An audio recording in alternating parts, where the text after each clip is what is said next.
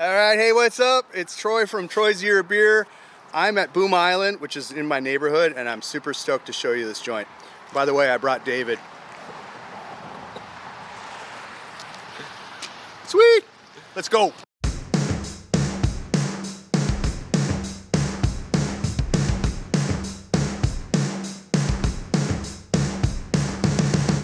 All right, hey, I'm here with Kevin.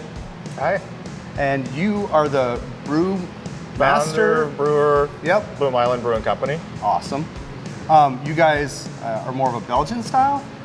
Yep, that's our specialty, is Sure. is doing the core Belgian styles. I know people are like, well, what is Belgium? I mean, Yeah, it's a country. yeah, it's a very small country, Yeah. wedged between France, the Netherlands, and Germany. Mm-hmm. And so the wonderful thing about Belgian beer is you'll find influences of French winemaking, the great German beer tradition, and then all sorts of other creativity that comes from all around. How did you discover the style of beer? My wife and I did a lot of traveling in Belgium and made a lot of friends, drank a lot of great beer, and learned about the wonderful diversity in the Belgian tradition.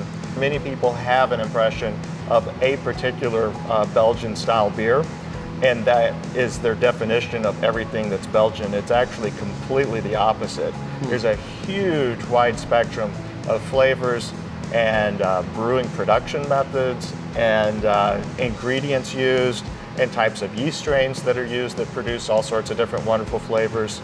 Talking about yeast, it's a pretty important ingredient. Yeah, many times when you're asked what makes a beer a Belgian beer, it's kind of a difficult question to answer, but the easy answer would be how the yeast impacts the flavor. To do an authentic given style of a particular Belgian, say a triple for example, you want to choose a yeast strain that's going to ferment at a really, really warm temperature, warmer than most breweries would be comfortable fermenting at, just so you can pull out light clove and honey type flavors. Yeah. If you were to do an Abbey style double, then you want to also ferment it warm, but you want to choose a particular yeast strain that would perhaps offer a little bit of banana flavor and then maybe just a little light hints of clove or Coriander? Coriander, exactly. Right. And even some yeast strains in Belgium will produce that coriander flavor. Yeah. And then other breweries will produce a beer, for example, the famous wit beer, which many folks are white. Right. Yep. Okay. And so you might recognize a Blue Moon, for example, was probably the most widely consumed example of that beer. Sure. But that's originally a Belgian style beer made right up on the North Sea. And they use a yeast strain that does not produce coriander flavors, but they actually add coriander and orange peel to that beer. So spices are a possibility, or yeast that produce spice-like flavors is a possibility. So there's all sorts of creativity. Yeah, and then the bartender shoves an orange in it too. Hopefully not, but anyhow, everyone has their own preference, so I don't judge. I didn't see any sliced fruit in your bar. No fruit present here. That's but awesome. Once again, not criticizing. Hey, if you like it, drink it. So this really started out as a passion for you. I mean, you were doing Absolutely. music, playing French horn and doing professionally playing. Was playing a lot with the orchestras in town, and that was the career before opening the brewery. And that really is kind of what's molded my whole approach to doing this specific, the Belgian tradition, and doing the classics of it. Because when I was studying French horn to play professionally, of course you have to learn all your scales, arpeggios, and your etudes, and you have to really get all of the basics and fundamentals down to a very, very thorough level so that you can eventually work hard and perform at the highest level. Right. And so that's kind of my approach to brewing, where I like to take these classic styles and just really nail those down as close as I can to get back to the inspiration of where the whole thing started out. It's awesome. Now, you guys just moved here to Minnetonka. Is this Eden Prairie, Minnetonka? It's right where 3 or 4 all come together, but we're in Minnetonka. Sure. So we're just off of 494, off of 62 on Baker Road. Yep, one block off. Kind of an industrial area. So what's that been like? It's been a huge positive momentum boost for us. It's been really nice to look around the room on a Tuesday, Wednesday night and see a whole huge crowd of people enjoying all the different styles, as well as the non-Belgian styles that we've added to the lineup. Sure. So you're in a partnership right now with a couple local breweries. It's the Flight of Three? Yep, the Flight of Three. Okay. What is that all about? A couple of friends of ours, brewery friends, that we all got together and thought it'd be a fun collaborative idea to take one base recipe of a beer, brewed the same recipe at 3 different breweries, and then with a fruit edition Yep. that was different each Okay. location. And who are you working with? Who are the other two breweries? It's Unmapped, which is on Excelsior here Yep. in Minnetonka, and then LTD in Hopkins. It's Living the Dream, or LTD, yeah, right. Yep. I've been to both of those places. Yeah, fantastic places Yeah. and good guys. That's awesome. So, and then you have a shuttle or something, right? That just runs. Oh, absolutely. That's part of the want people that's part of the driving fun. around. Is to park at one location, hop on the bus, hop on and off. It's a free shuttle, so you get to make the circuit and try all 3 different fruited versions of the same beer. Yep. Let's talk a little bit about your staff. Yep. Your wife. Right. And her name is Chusha. Okay. And then I've got a couple of several new partners that have come and joined forces. Okay. They brought lots of experience in running the business, and so it's been an awful lot of fun growth. Being able to kind of share some of that excitement with the new partners, Scott, Dan, Tracy, and to draw upon their wealth of knowledge also and experience. Your ingredients are primarily from overseas, or? Yep, I've been pretty good friends with Carl Dingemans, who runs Belgium's, in my opinion, Belgium's premier maltery. Okay. It's 5th generation. His great-great-grandfather, I think, started the thing in the early 1800s. Yep. And Carl and I have done a couple of collabs in the past, and so I use all Dingemans malt, which is imported from Belgium. Yeah. The yeast strains that I use from the very beginning were all yeast strains that I collected along the travels in Belgium, propagated, and I grow those in my home lab. I was going to say, so yeast, once you have it, it just keeps growing, right? Yes. As long as you take care of it, then it just keeps multiplying. That's the wonderful thing about this whole tradition is you never pasteurize anything, so the beer itself is a living entity.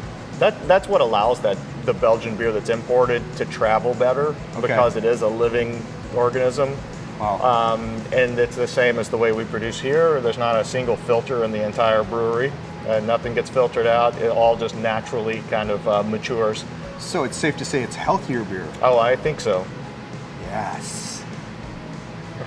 Awesome. Cool, man. Hey, I really appreciate you. Sorry. I really appreciate you. Fantastic, And, Troy.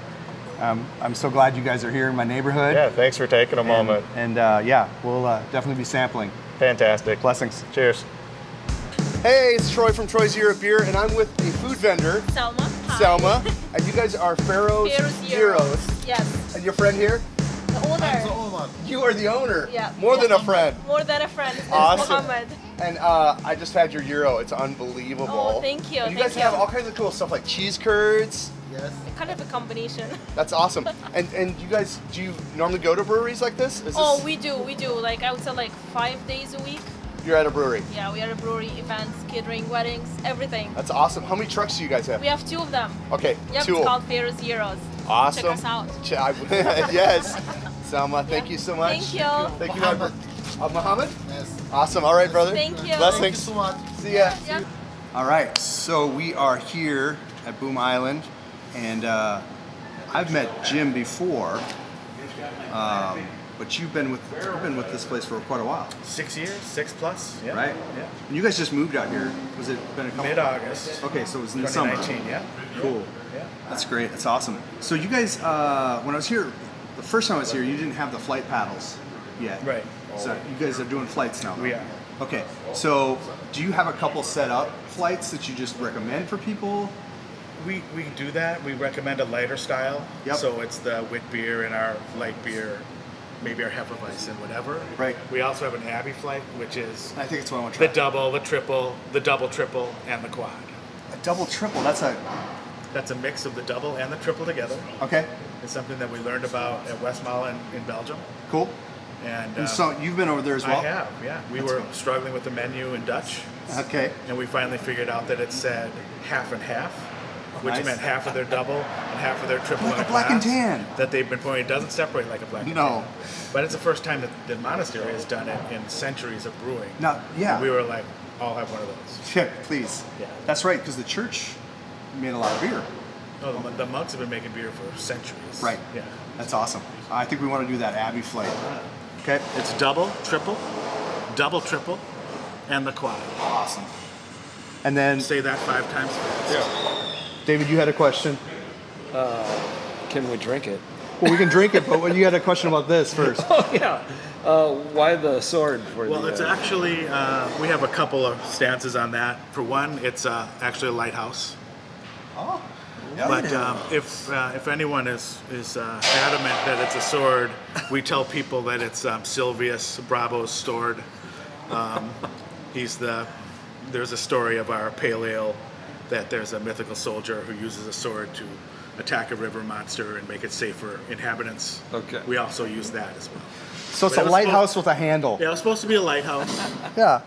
And if Gotcha. somebody gets out of hand, it looks like you could, paddle the crap out of somebody. There's a certain DIY aspect of our lighthouse paddles, so bear with us. It's awesome. No. He's a craftsman, a Okay, woodsman. okay. So, maybe I could give you a hand on yeah, that. so Yeah. maybe next time we'll give you a shout. All right. what's your favorite beer? This.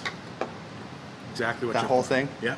Right there. The double and triple are always good. 24/7, Right. 365. The quad I use as a special occasion beer, but it ages beautifully in the bottle. And all of these beers age so nicely that you can come in, buy a couple of them, tuck one in your cellar, And then, drink like, one. literally by the year, you're looking at like, oh, this is different than this year a little bit. Yeah. Have you been sipping this? So while we were talking to Jim, my cameraman Wow. has been partaking. And just trying the product. Yeah. Okay. So what do you think so far? I like it. I'm right here. You're right. That's the triple double, the double triple. I almost triple double. Are we playing baseball or what? Who's on first? Who's on second? Salute. So this is like my kind of beer. Yeah. Not hoppy. And I remember we talked to you. You're a hoppy man. I am. But on a winter day, like it is, that's Yeah. money. That is crazy. This is good. Going for the quad. He's going in. He's smelling it. That's proper.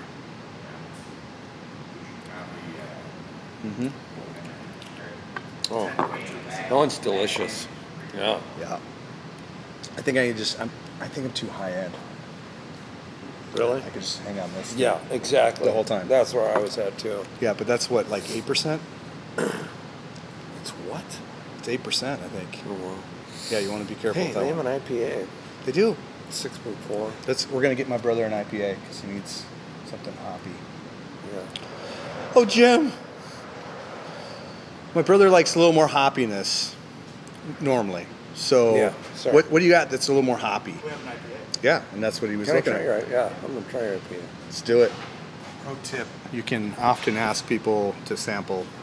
Of course, you're going to want to buy a pint of it after you've sampled Oh, them. cool. But IPA and IPA? Yeah. Wow. so we're getting like a flight and a half is what's smells happening here. wonderful. Yeah. Yeah. That's what I loved when I came here before. Rick, I think, was bartending, and he just said, and I was with my wife, so we have totally different styles that we like. She's not even sure she likes beer, so it's like trying to find something that she likes. But so he must have poured like 8 of these, not full, but, and I felt like I had a flight before I even ordered my pint. But I was just telling everyone, you can get samples, but make sure you end up ordering a beer, and then tip your servers, because they work hard.